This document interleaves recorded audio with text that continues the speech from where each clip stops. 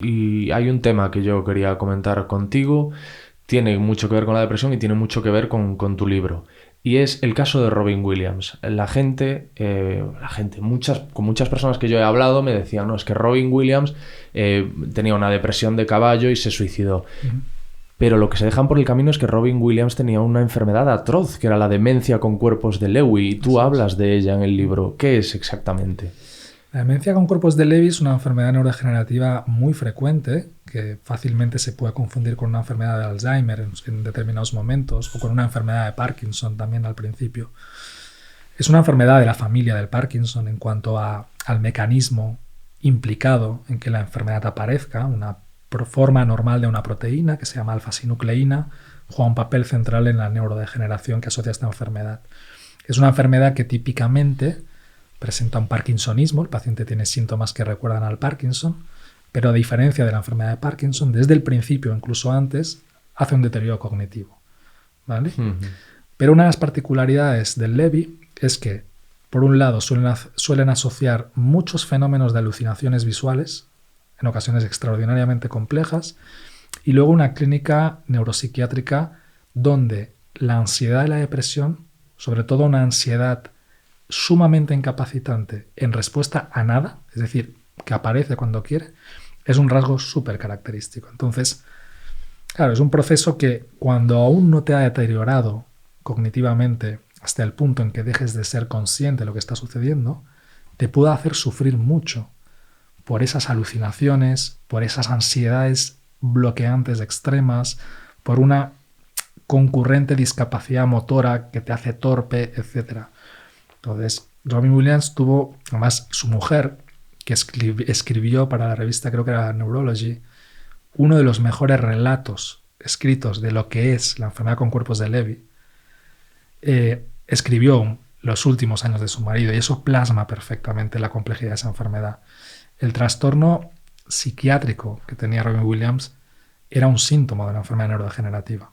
Algo que nos recuerda que, si bien en ocasiones un aparente trastorno neurológico cognitivo está causado por un problema de salud mental, en ocasiones cosas que parecen un problema de salud mental lo que son en realidad es una enfermedad neurológica o neurodegenerativa, como pasó en este caso, y que le llevó al suicidio.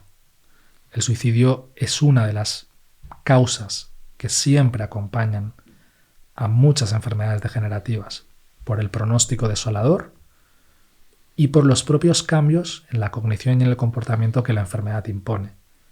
Es cierto que prácticamente nadie quiere morir, lo que la gente no quiere es sufrir, pero también es cierto que hay formas de suicidio donde no se ha elaborado una voluntad por dejar de sufrir, sino que hay una conducta muy espontánea e impulsiva para poner fin a algo que está sucediendo en ese momento, como puede ser un episodio de terror atroz, sin justificación. Es que se utiliza mucho ahora el caso de Robin Williams como el paradigma del payaso triste, una persona que se dedica a hacer reír a los demás, pero luego en realidad es una persona pues depresiva, afectada, cuando, hasta donde yo sé, lo que pasó precisamente es lo que tú dices, y que en el libro también comentas acerca de la enfermedad de Huntington, ¿puede ser?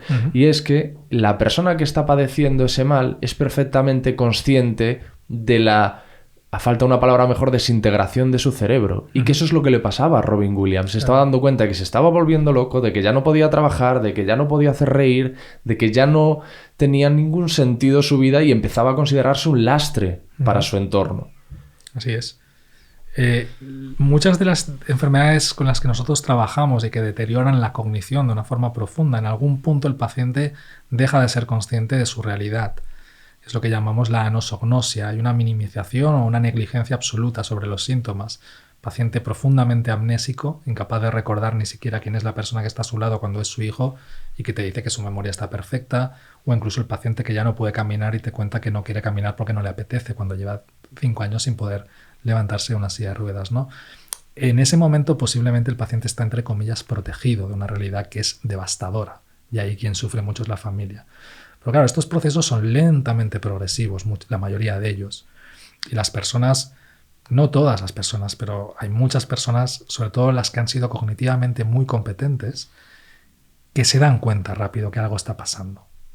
Y muchos años antes de que una enfermedad se instaure como tal, es decir, de que la diagnostiquemos, ya están sucediendo cosas. Quiero decir, 20, 30 años antes de que una enfermedad de Alzheimer sea una enfermedad de Alzheimer tal y como la conocemos, ahí ya están pasando cosas. Y hay personas que empiezan a notar que algo no está funcionando, ¿no? Sobre todo, insisto, cuando son personas cognitivamente muy competentes, inmersas en un entorno cognitivamente muy exigente y empiezan a fallar. Claro, esta persona, como muchos otros, pues probablemente se dio cuenta, y no era precisamente un hombre tonto, probablemente se dio cuenta de hacia dónde íbamos, ¿no? Entonces, ahí hay una mezcla que es terrible, ¿no? Que es lo que le hace una enfermedad como tal a tu cerebro y a tu comportamiento, y eso mezclado con lo que le hace la realidad de lo que te va a suceder al sentido último, ¿no? de tu existencia, ¿no? Que eso es lo que vemos mucho en la enfermedad de Huntington. Sí, y es especialmente paradójico, precisamente el caso de Robin Williams, que como sabemos era una metralleta verbal, ¿no? Y era una persona que era famosa por improvisar mucho en sus escenas, precisamente por esa casi hiperactividad que pasó a ser hipoactividad, ¿no? Y entonces para él tendría que ser súper evidente. Sí.